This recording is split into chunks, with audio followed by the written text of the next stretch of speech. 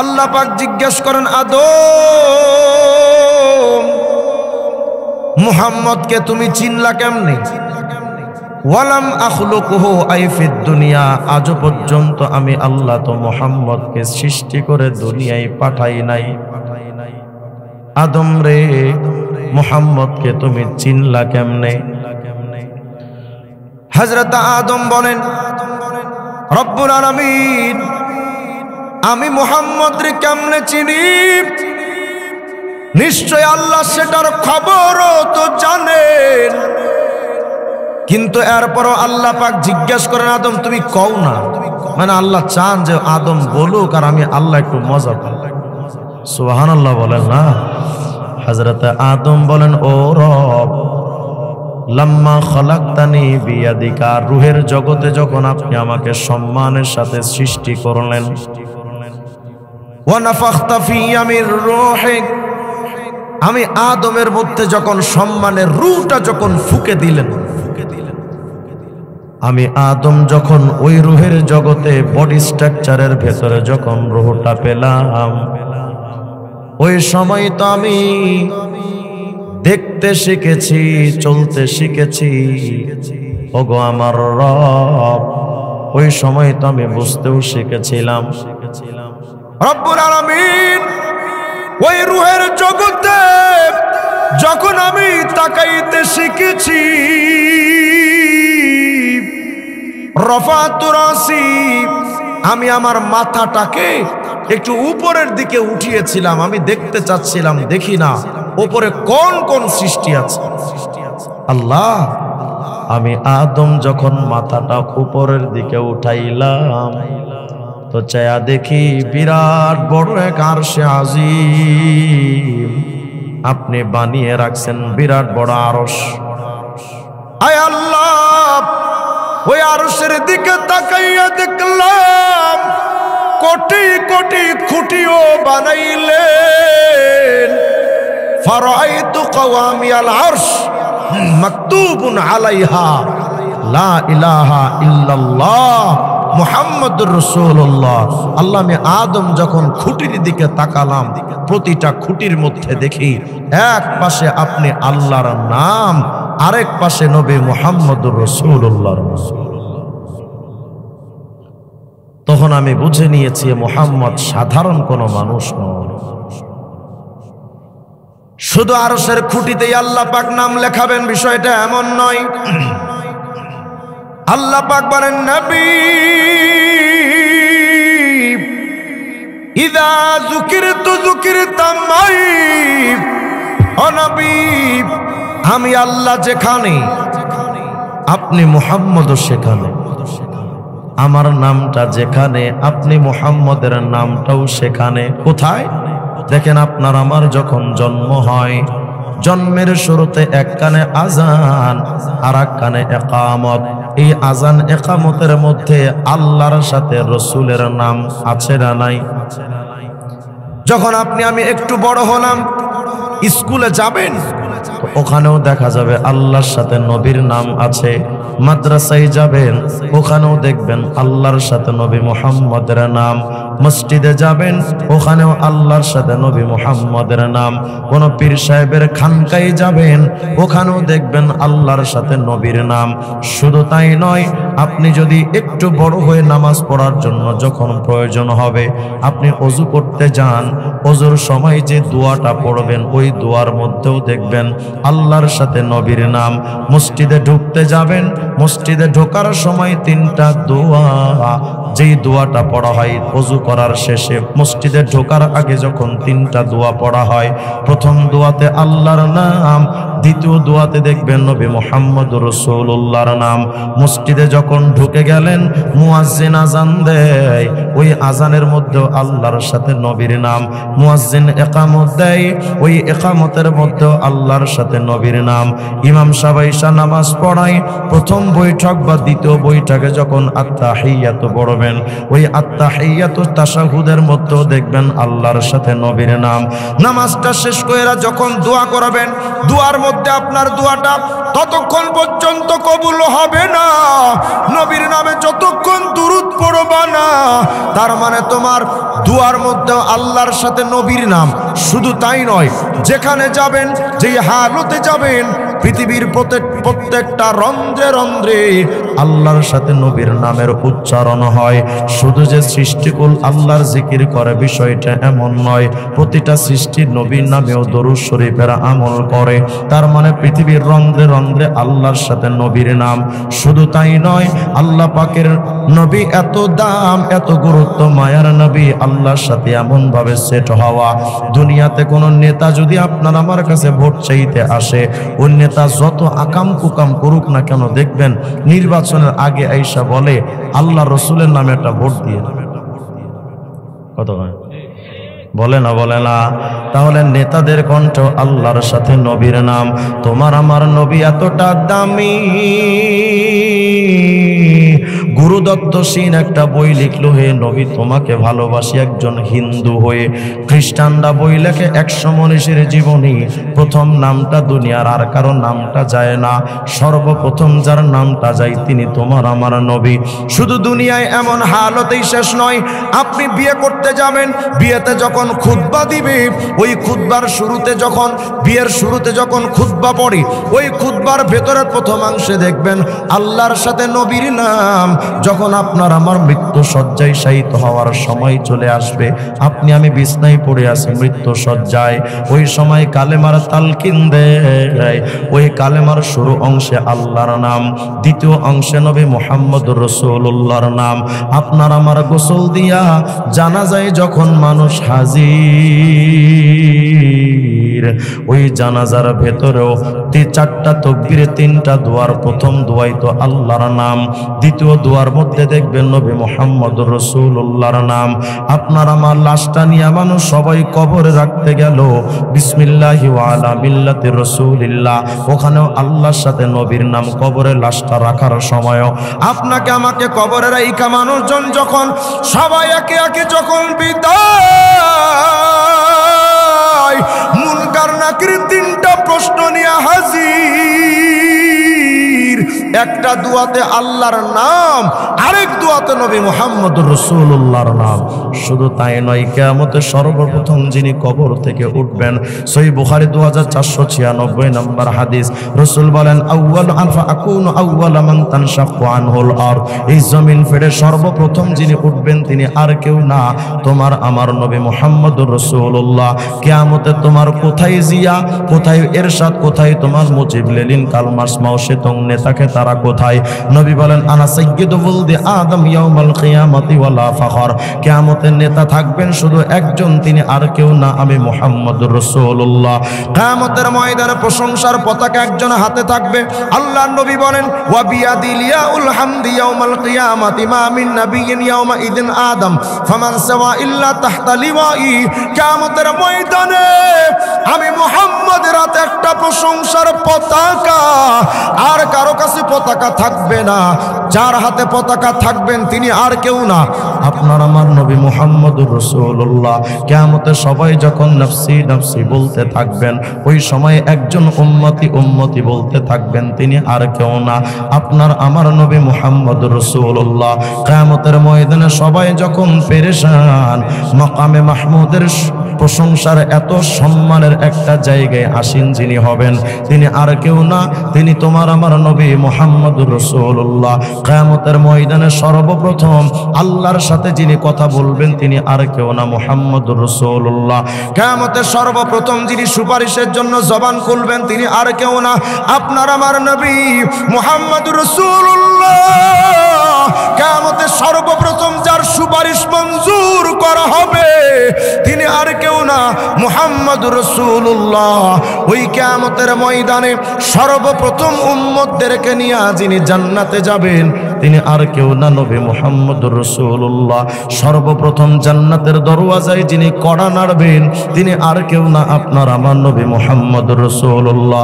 কিয়ামতে সর্বপ্রথম জান্নাতে যিনি প্রবেশ করবেন, তিনি আর কেউ না, আপনার আমার নবী মুহাম্মদুর রাসূলুল্লাহ। আর কিয়ামতে সবাই যখন জান্নাতে যখন ঢুকে যাবে, জান্নাতের সবচাইতে উচ্চ সম্মানের মাকাম যিনি পাবে, মানবেন তিনি কোনো অলি গাউসার কুতুবার কোনো নবী না। সর্বোচ্চ সম্মানে যিনি আসীন হবেন তিনি একমাত্র আপনার আমার নবী মুহাম্মদুর রাসূলুল্লাহ। সবখানে তো নবী, কিন্তু মাথায় নবী নাই,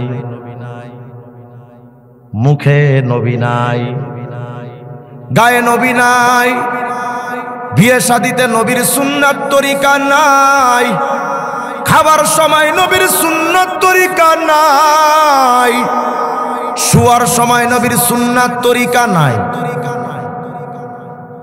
অর্থনীতি সমাজনীতিতে নবীর সুন্নাতের তরিকা নাই, রাজনীতিতে চলে লেনিন কার্ল মার্কস মাও সেতুংদের গণতন্ত্র, সমাজতন্ত্র, রাজতন্ত্র, প্রজাতন্ত্র, সাম্যবাদ, পুঁজিবাদ, জাতীয়তাবাদ, বস্তুবাদ, তন্ত্রমন্ত্র। রাজনীতির মধ্যেও মানব রচিত তন্ত্র চলে, নবীজির ইসলাম তন্ত্র চলে না। মনে রাখো মুমিন রে, নাজাতের জন্য নবী দরকার। লেনিন কার্ল মার্কস জিয়া এরশাদ মুজিব কিয়ামতে সুপারিশ কইরা লাভ হবে না, নবীর সুপারিশটা মঞ্জুর হবে। সুতরাং রাজনীতিও যদি করতে হয় ইসলাম আর মোল্লা তন্ত্র, নবীর ইসলাম তন্ত্র ছাড়া আর কোনো বিকল্প রাস্তা না। আপনাকে আমাকে কবরে রাখার সময় কয় বিসমিল্লাহি আলা মিল্লাতি রাসূলিল্লাহ, হেরে মুহাম্মদের ধর্মের উপরে এরে রেখে গেলাম। অথচ এই জালেম দুনিয়াতে টুপি লাগাই নাই, মুখে দাড়ি কাটে নাই, চুল কেটেছিল মেসি আর নেইমারের মতো, রাজনীতি করেছিল লেনিন কার্ল মার্কস মাও সেতুংদের মতো, পোশাক পরেছিল নায়ক নায়িকাদের মতো, দুনিয়ার সব কাজ করেছে ভিন্নদের স্টাইলে, নবীর তরিকা মানে নাই। এরপরও কবরে রাখার সময় আমরা বলছি এরে রেখে যাচ্ছি নবীর ইসলামের ওপরে। আল্লাহর সাথে এর চাইতে বড় ধোঁকাবাজি, প্রতারণা, এর চাইতে আল্লাহর সাথে কোনো চিটিংবাজি, এর চাইতে বড় কোনো চিটিংবাজি হতে পারে? নবীর সাথে ধোঁকাবাজি, প্রতারণা, দাবি করছে আমরা উম্মতে মুহাম্মদী। কপাল পোড়া, তোর রাজনীতির মধ্যে তুই জাতীয়তাবাদ প্রতিষ্ঠার রাজনীতি করস, তুই গণতন্ত্র প্রতিষ্ঠার রাজনীতি করস, নবীর ইসলামতন্ত্র প্রতিষ্ঠার রাজনীতি করো না। তুমি দাবি করো উম্মতে মুহাম্মদী। মুজিবের আদর্শ না মেনে ও যদি মুজিব সেনা হতে না পারে, জিয়ার আদর্শ না মানলে ও যদি জিয়ার সৈনিক হতে না পারে, নবীর পরিপূর্ণ ইসলাম যারা মানবে না তারাও উম্মতে মুহাম্মদী হতে পারে না। আমরা দাবি করে বসছি আমরা উম্মতে মুহাম্মদী। কেন? কয় হুজুর এই যে টুপি আছে না মাথায়, দাড়ি আছে না মুখে, নামাজ তো পড়ি হুজুর, পাঞ্জাবিও তো গায়ে দেই, ব্যাস আমি উম্মতে মুহাম্মদী। ভোট দাও কারে? বিএনপি, আওয়ামী লীগ, জাতীয় পার্টি, জাসদ, বাসদ, সিবিবি, এলডিবি, এদেরকে। এর অর্থ কি দাঁড়ালো? ব্যক্তি জীবনে নবীর আদর্শ মানেন, রাষ্ট্রীয় জীবনে নবীর আদর্শ মানেন না। কথা বুঝেন না?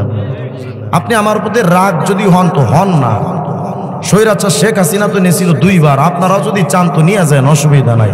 কিন্তু আমি এ কথা সুস্পষ্ট ভাবে বলি, ইসলামতন্ত্র বাদ দিয়ে জাতীয়তাবাদ প্রতিষ্ঠার রাজনীতি যারা করেন, গণতন্ত্র প্রতিষ্ঠার রাজনীতি যারা করেন, বিদেশি কুফরি মতবাদ যারা প্রতিষ্ঠার রাজনীতি করেন, ইসলামতন্ত্রকে বৃদ্ধাঙ্গুলি দেখিয়ে আল্লাহর কসম কিয়ামতের ময়দানে এরা নবীর পিছে দাঁড়াতে পারবেন না।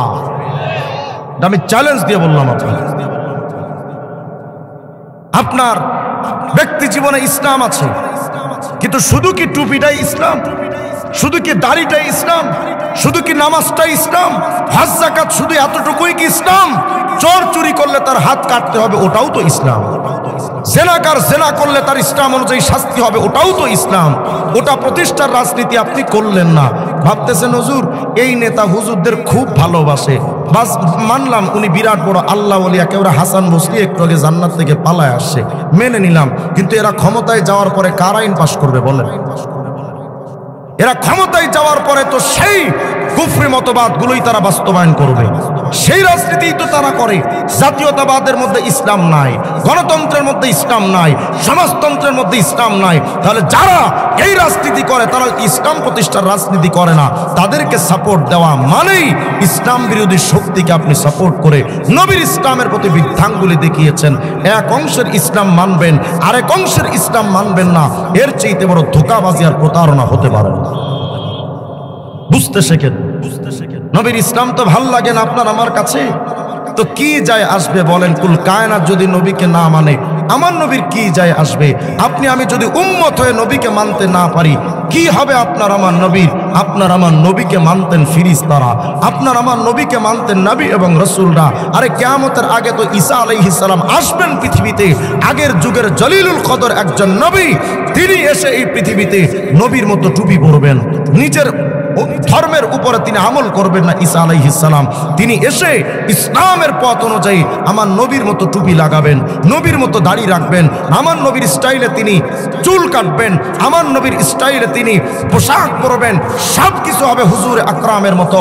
তার ব্যক্তিগত জীবন, পারিবারিক জীবন, সামাজিক জীবন, রাষ্ট্রীয় জীবন, একজন নবী হয়ে তিনি আমার নবীকে মানতে পারলেন। উম্মত হয়ে আপনি আমি আমার নবীকে মানতে পারলাম না, এর চাইতে বড় হতভাগা জাতি এই সমাজের কি হতে পারে? আমাকে নবী আলাইহিস সালামকে আপনি আমি মানতে পারলাম না, তো আপনি আমি মহব্বত করতে পারলাম না, তো কি যায় আসবে নবীকে আপনি আমি মহব্বত না করলে? আপনি আমি হয়তো নবীকে মহব্বত করি না, কিন্তু আপনার আমার নবীকে মহব্বত করেন স্বয়ং আল্লাহ নিজে। সুবহানাল্লাহ বলবেন না আপনি? প্রমাণ দেখতে চান তো ঠিক আছে, জামে তিরমিজি হাদিসের কিতাব তালাশ করেন। রাইসুল মুফাসসিরিন আব্দুল্লাহ ইবনে আব্বাস রাদিয়াল্লাহু আনহুমা থেকে একটা হাদিস বর্ণিত। তিনি বলেন, জালাসা নাসু মিন আসহাবি রাসূলিল্লাহি সাল্লাল্লাহু আলাইহি ওয়াসাল্লাম, একদিন সাহাবায়ে কেরাম আমরা বসে আছি মসজিদে নববীতে, ইয়ান্তাজিরুনা, নবীজি আসবেন নবীর অপেক্ষায় বসে আছি। আল্লাহর নবীর আসতে দেরি হচ্ছে। সাহাবায়ে কেরামদের মধ্যে একজন দাঁড়িয়ে বলেন, এই সাহাবীরা শোনো, কি হলো? ইন্নাল্লাহা ইত্তাখাযা মিন খালকিহি খলিলা ইত্তাখাযাল্লাহু মিন ইব্রাহিমা খলিলা। জানো সাহাবীরা, সকল সৃষ্টির মধ্যে আল্লাহ পাক একজনকে বানিয়েছেন খলিলুল্লাহ, তিনি আর কেউ না, হযরত ইব্রাহিম আলাইহিস সালাম।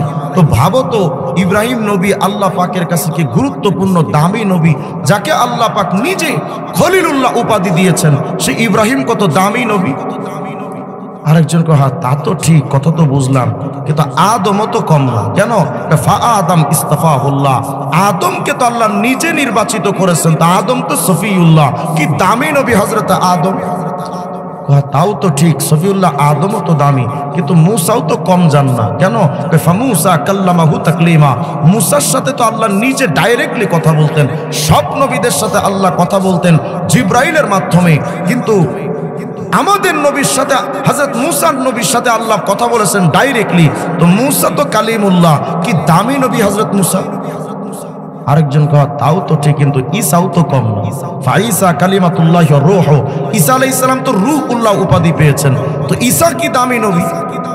একজন কয় আদম সফিউল্লাহ, একজন বলে ইব্রাহিম খলিলুল্লাহ, একজন বলে মুসা কালিমুল্লাহ, একজন বলে ঈসা রূহুল্লাহ। ফাআকবালান নবী, ওখানে আপনার আমার নবী আসলেন, ফাসাল্লামা আলাইহিম, এসে সাহাবীদেরকে সালাম দিয়ে বলছেন, সাহাবীরা শুনতেছিলাম তোমরা প্রশংসা করছো, আদম সফিউল্লাহ, ইব্রাহিম খলিলুল্লাহ, মুসা কালিমুল্লাহ নজিউল্লাহ, ঈসা রূহুল্লাহ। হ্যাঁ হ্যাঁ সাহাবীরা, আদম তো সফিউল্লাহ আর ইব্রাহিম তো খলিলুল্লাহ, মুসা তো নজিউল্লাহ আর ঈসা তো রূহুল্লাহ, মগর আমি মুহাম্মদ হাবিবুল্লাহ। মা মানাল হাবিব, হাবিবুল্লাহ কাকে বলে? আরবি লুগাত অভিধান যদি খুঁজেন তো দেখবেন আল হাবিব মানাল মাহবুব। আল্লাহ যেন বোঝাতে চান, নবী গো, সফিউল্লাহ আদম আর খলিলুল্লাহ ইব্রাহিম, কালিমুল্লাহ মুসা আর রূহুল্লাহ ঈসা। ও নবী, সফিউল্লাহ বলো, খলিলুল্লাহ বলো, কালিমুল্লাহ বলো, রূহুল্লাহ বলো, নবী সবাই কিন্তু আমি আল্লাহকে খুশি করতে ব্যস্ত। পাগল পাড়া কিভাবে আমারে খুশি করা যায়? আদম আলাইহিস সালাম তো আল্লাহকে খুশি করার জন্য 200 বছর কেঁদেছেন। ইব্রাহিম খলিলুল্লাহ তো আল্লাহকে খুশি করার জন্য নিজের সন্তানকে পর্যন্ত জবাহ করতে উদ্যত হয়েছেন। নমরুদের আগুনে ঝাঁপ দিয়েছেন, টার্গেট একটা, আল্লাহকে খুশি করা। কালিমুল্লাহ মুসা আল্লাহকে খুশি করার জন্য আল্লাহর হুকুমে নীল দরিয়ায় ঝাঁপ দিয়েছেন। রূহুল্লাহ ঈসা তো আল্লাহকে খুশি করার জন্য নিজের জীবনকে উৎসর্গ করতে প্রস্তুত ছিলেন। আল্লাহ পাক বোঝাতে চান নবী সফিউল্লাহ আদম আর খলিলুল্লাহ ইব্রাহিম, কালিমুল্লাহ মুসা আর রূহুল্লাহ ঈসা, ও নবী সবাই তো আমি আল্লাহকে খুশি করতে চাই। আর আমি আল্লাহ ঘোষণা দিচ্ছি ওয়ালা সাউফা ইউতিকা রাব্বুকা ফাতারদা, নবী আমি আল্লাহ নিজে তোমারে খুশি করতে চাই। যেই নবীকে আল্লাহ নিজে খুশি করতে চান ওই নবীর দাড়িটা কাইটা সেলুনে ফালায়া মানুষের পায়ের তলায় জুতা দিয়া পিষ্ট করে তুমি নবীকে কতটা নারাজ করো। যেই নবীকে আল্লাহ নিজে খুশি করতে চান ওই নবী আলাইহিস সালাম বলেন আমার মতো টুপি মাথায় দাও আমি খুশি হব, আমার মতো দাড়ি রাখো সুন্নাত তরিকার ওয়াজিব দাড়ি রাখো আমি খুশি হব, আমার মতো চুল স্টাইল করে কাটো আমি নবী খুশি হব, আমার মতো পোশাক পরো আমি নবী খুশি হব, আমার মতো সমাজ চালাও আমি খুশি হব, আমার তন্ত্র আমার নির্দেশনা অনুযায়ী রাষ্ট্র ব্যবস্থা চালাও আমি খুশি হব। মাথায় টুপিটা ফালায়া নবীকে বুঝাচ্ছে নবী আপনার টুপি মাথায় দিয়ে আপনাকে খুশি করতে চাইলাম না, আমি মেসি আর নেইমারের মতো চুল কেটে তাদের খুশি চাই, আপনার মতো চুল কেটে আপনার খুশি আমি চাইলাম না, আমি নায়ক নায়িকাদের মতো পোশাক পরে আমি নিজে খুশি হতে চাই, আপনাকে খুশি করতে চাই না। আমি কোন ক্ষেত্রে নবী আপনাকে মানলাম না, রাজনীতির ক্ষেত্রে আমি লেনিন কালমার্স মাও সেতুংদের রাজনীতি মেনে আমেরিকা রাশিয়াকে আমি খুশি করতে চাই, আমি চাই না ইন্ডিয়ার দালালি করে তাদের দাদা বাবুদের খুশি করতে চাই। ও আরবের মোহাম্মদ তোমাকে আমি খুশি করতে পারলাম না, এর চাইতে বড় হতভাগা জাতি আর সমাজে কি হতে পারে আমাকে বলো, এর চাইতে বড় কপাল পোড়া জাতি আর কি হতে পারে। আপনি আমি ভাবতেছি আরে হুজুর কি বলেন, আমি আমার নবীকে তো বড্ড ভালোবাসি।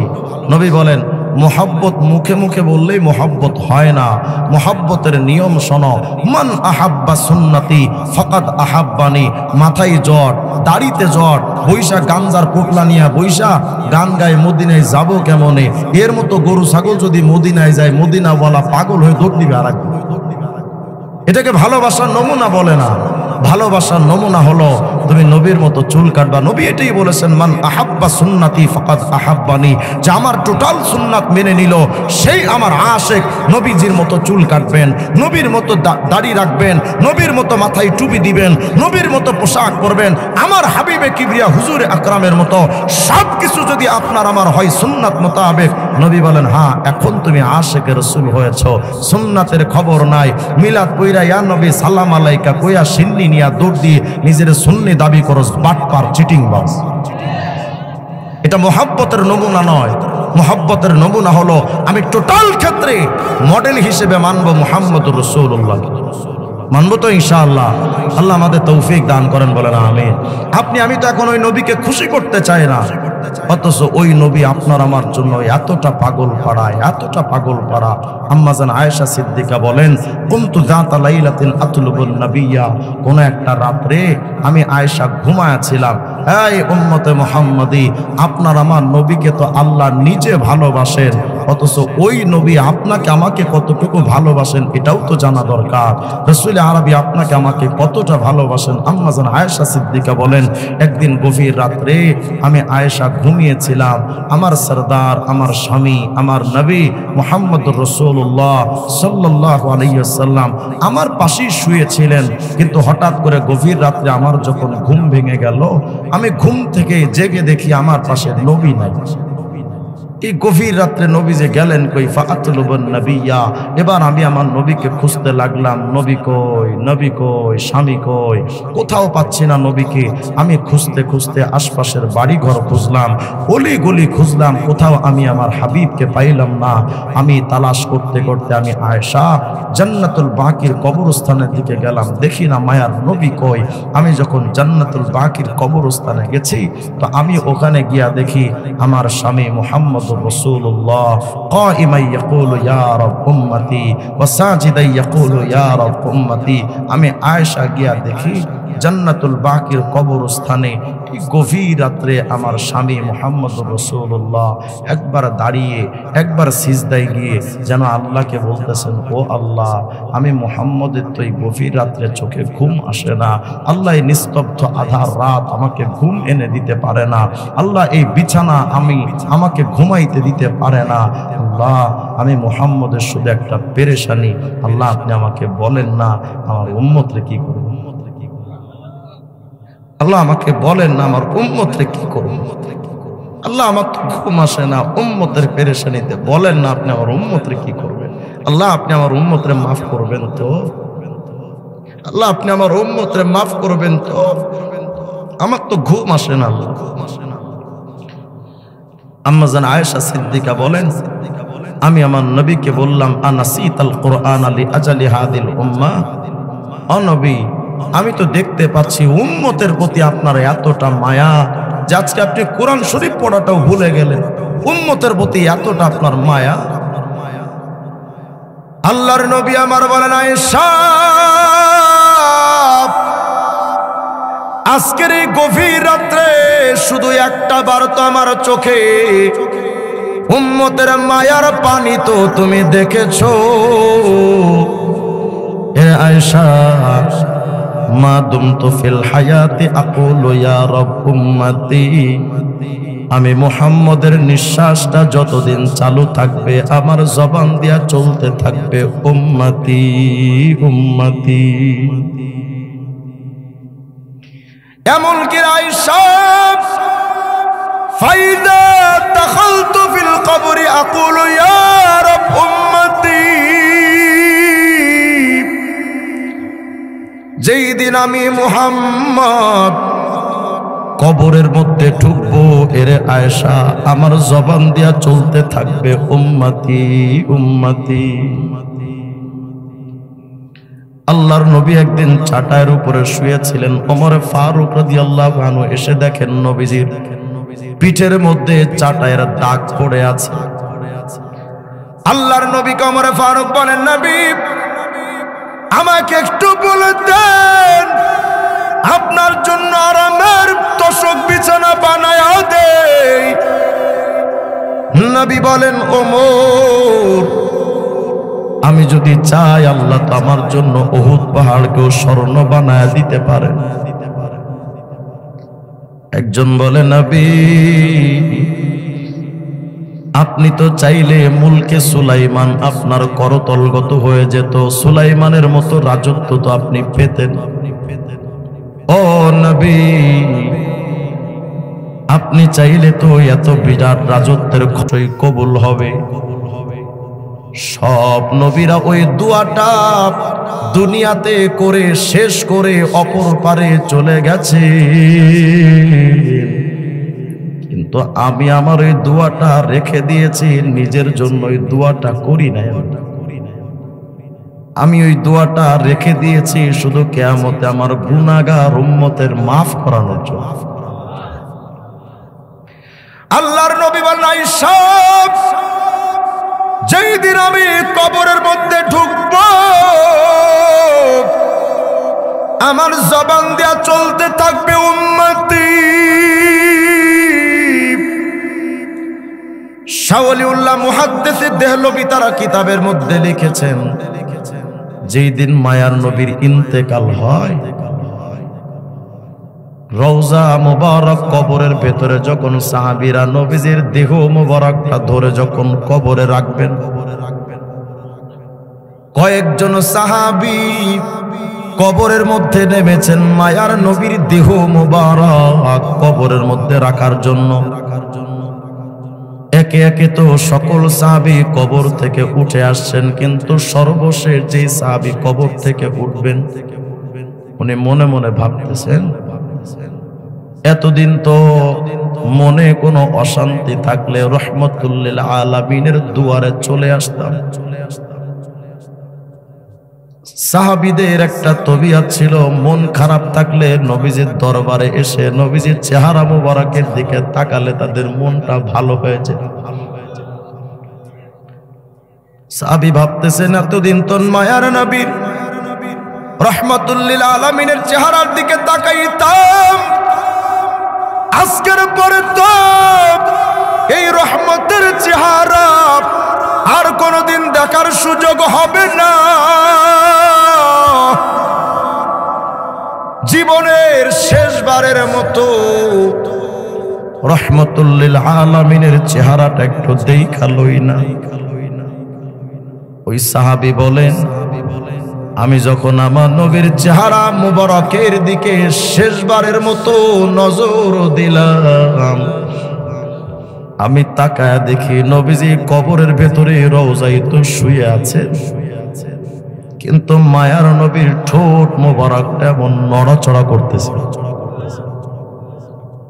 আমি ভাবলাম আজকে নবীজি ইন্তেকালের পরও কবরে শুয়ে নবীজির ঠোঁট মোবারকটা নড়ে কেন? আমি আমার কানটারের মায়ার নবীর ঠোঁটের কাছাকাছি নিয়া আমি শুনতে চাচ্ছিলাম, বুঝতে চাচ্ছিলাম, দেখি না মায়ার নবী কি বলেন কবরে শুয়ে। ওই সাহাবী বলেন, আমি আমার কানটারে যখন নবীজির কান মুখের কাছে যখন নিলাম, আমি শুনতে পাচ্ছিলাম ফিস ফিস আওয়াজ দিয়ে মায়ার নবী বলতেছিলেন, ইয়া রব উম্মতি, আল্লাহ আমার গুনাহগার উম্মত গুলারে যে রেখে যাচ্ছে, আমার উম্মতের কি হবে? হযরত ওমর ফারুক বলেন, নবী মাযা তাসনা ইযা মিত্তা ওয়া নবী, যেই দিন আপনি কবরে যাবেন নবী, ওই সময় আপনি কবরে কি করবেন?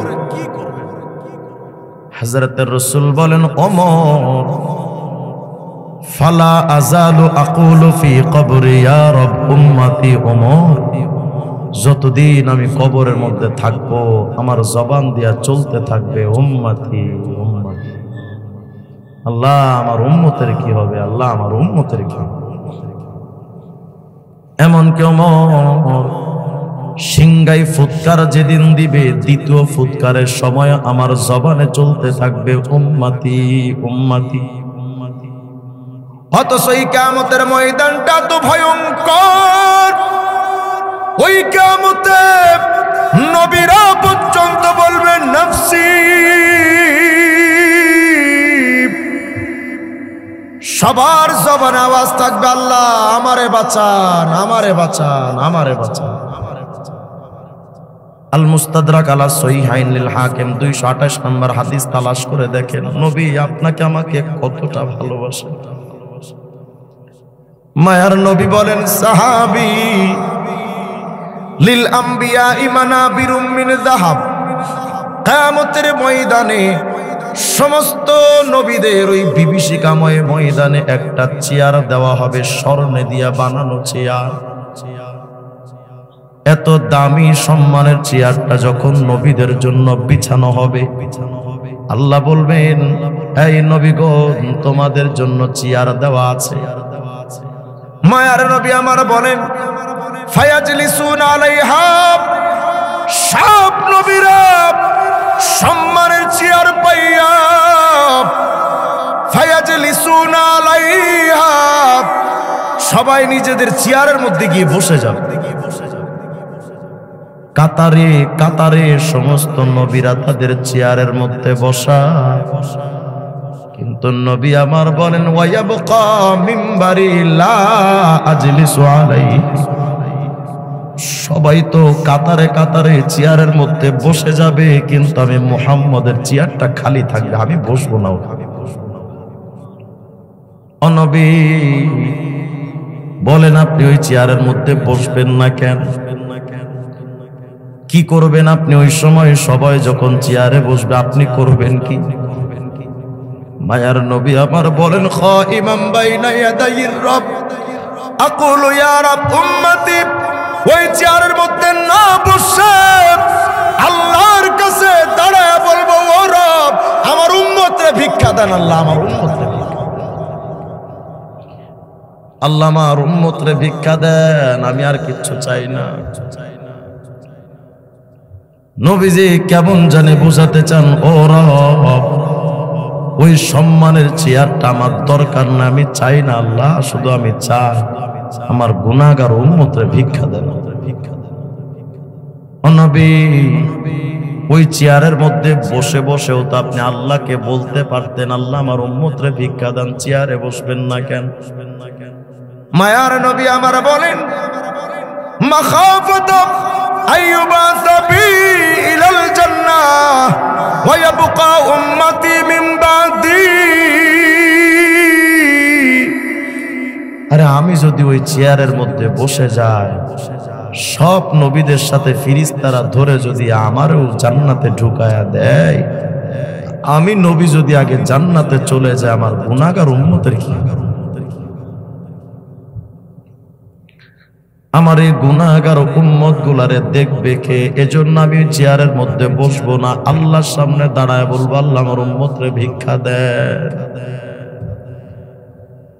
আল্লাহ পাক এবার বলবেন, নবী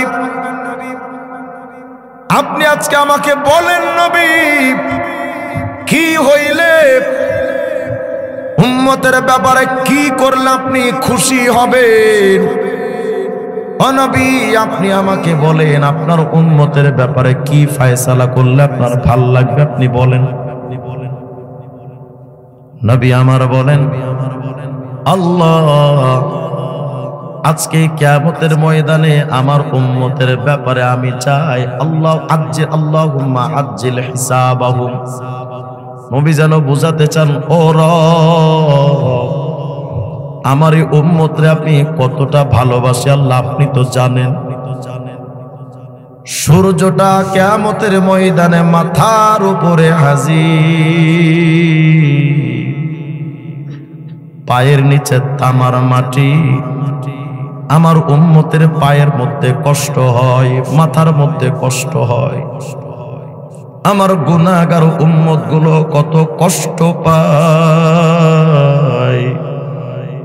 আল্লাহ সকল উম্মতের পরে যদি আমার উম্মতের বিচারটা করেন, দীর্ঘ সময় চলে যাবে, এত লম্বা সময় আমার উম্মত কষ্ট পাবে। মায়ার মালিক রে, আমি আজকে তোমার কাছে চাই, সবার আগে আমার উম্মতের বিচারটা আপনি সবার আগে করেন। আল্লাহ আমার উম্মতের বিচার সালিশটা আপনি আগে শেষ করেন। কিন্তু ওই কিয়ামতে যদি কারোর হিসাব নিকাশ করাই গন্ডাই হয়, ওই কিয়ামতে বাঁচার মতো ক্ষমতা কারো হবে। আল্লাহর নবী বলেন, উম্মত রে টেনশন করিস না। এরপরে আল্লাহ পাক ফায়ুদাউনা বিহিম ফায়ুহাসাবুন, আমার উম্মতকে সবার আগে ডাকা হবে হিসাব কিতাবের জন্য। মিজানের পাল্লাই তো ওজন দিলে কেউ মুক্তি পাওয়ার সম্ভাবনা নাই। নবী আমার বলেন, টেনশন করো না।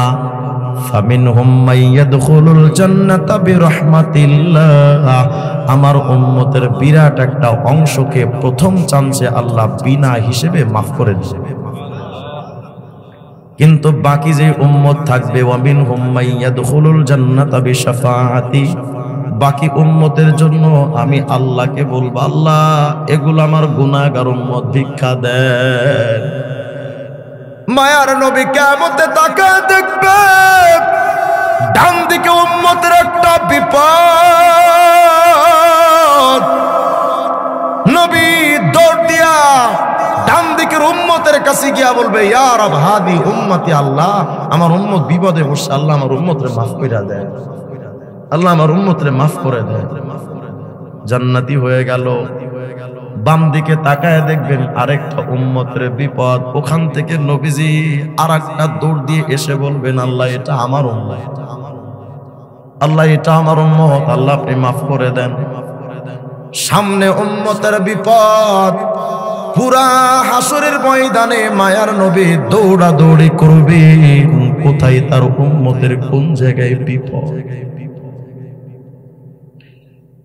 হযরত আনাস ইবনে মালিক বলেন, ও নবী কিয়ামতের ময়দানে বলেন আপনারে কোথায় খুঁজে পাবো? বলে হয়তো পুলসিরাতের গোড়া, নইলে মিজানের পাল্লা, নইলে হাউজে কাউসারের পাড়, এই তিনটা জায়গায় সবচাইতে বড় বিপদ, আমি নবী তিন জায়গার যে কোনো একটা জায়গায় দাঁড়িয়ে থাকি।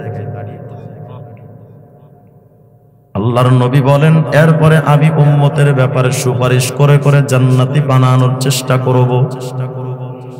কিন্তু কিছু উম্মত এমন থাকবে গুনার কারণে আমার অজান্তেই জাহান্নামে চলে যাবে। ফালা আযালু আশফা, আমি সুপারিশ করাটা বন্ধ করব না। আল্লাহকে বলবো, আল্লাহ আমার গুনাহগার জাহান্নামে উম্মতরে আপনি ভিক্ষা দেন। আল্লাহ গো, আমার আদরের উম্মত জাহান্নামের মধ্যে কষ্ট পায়, ওদেরও ভিক্ষা দেন। আল্লাহর কাছে চাইতেই থাকবো, চাইতেই থাকবো। হাত্তা উতিয়া সিকাকাম বিরিজালিন কদ বুইসা বিহিম ইলান নার। আল্লাহ পাকের হাবিব বলেন, এরপরে আল্লাহ আমার কাছে একটা কাগজ ধরায় দিবেন, সাদা একটা কাগজ। সুবহানাল্লাহ বলেন না, একটা কাগজ ধরায় দিবেন। হাবিবুল্লাহ রে, আমি তোমারে না কইছিলাম তোমারে আমি আল্লাহ খুশি করতে চাই, লও না এই কাগজটা তোমারে দিলাম, এই কাগজটা নিয়া জাহান্নামের দারোয়ান মালিকের কাছে গিয়ে একটু দেখা করো।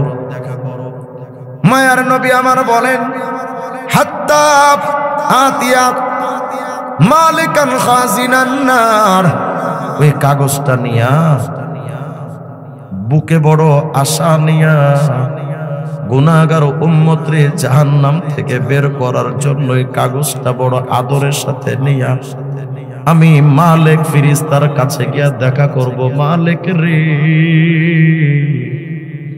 দেখো না এই কাগজের মধ্যে আমার জাহান্নামের উম্মতের কোনো পরোয়ানা লেখা আছে কিনা, কোন জামিননামা এটা কিনা, একটু দেখো না কি লেখা।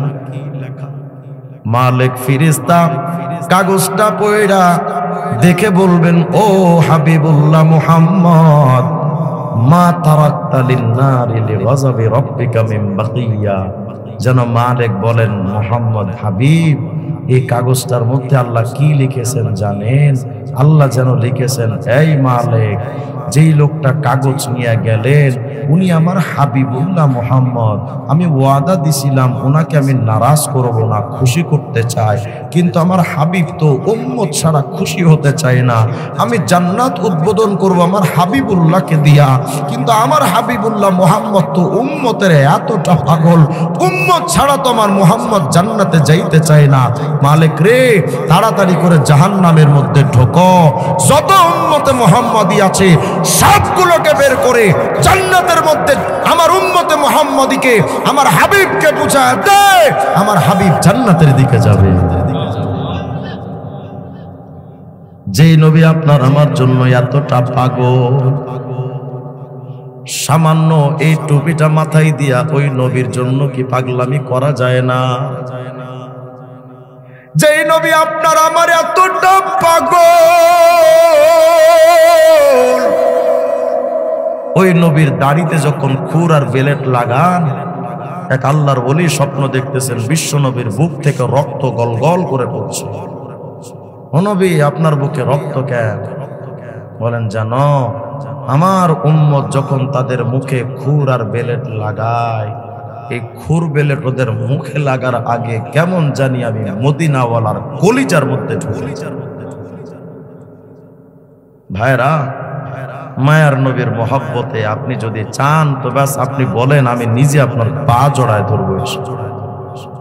আজকে থেকে একটু আল্লাহকে ওয়াস্তে দাড়িটা এক মুষ্টি সুন্নাত তরিকা, নবীর তরিকা, এক মুষ্টি দাঁড়িয়ে রাখা, এক মুষ্টি থেকে সামান্য একটু যদি ছোট হয়, যতদিন এক মুষ্টি বরাবর না হবে 24 ঘন্টা জিনা করলে যেমন গুনাহ তেমন গুনাহ হতে থাকে।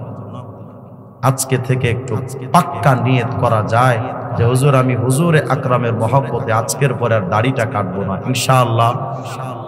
পাক্কা ওয়াদা, ইনশাআল্লাহ। হাত নামান। আল্লাহ তাআলা যেন আমাদের সবাইকে কথাগুলোর প্রতি আমল করার তৌফিক দান করেন। সুন্নাত অনুযায়ী কাজ করার চেষ্টা করব, দরুদ শরীফের আমল বেশি বেশি বাড়ায় দিব। আল্লাহ তাআলা আমাদের সবাইকে তৌফিক দান করেন, বলেন আমিন। ওয়া আখিরু দাওয়ানা আলহামদুলিল্লাহি রাব্বিল আলামিন। আসসালামু আলাইকুম ওয়া রাহমাতুল্লাহি ওয়া বারাকাতুহু।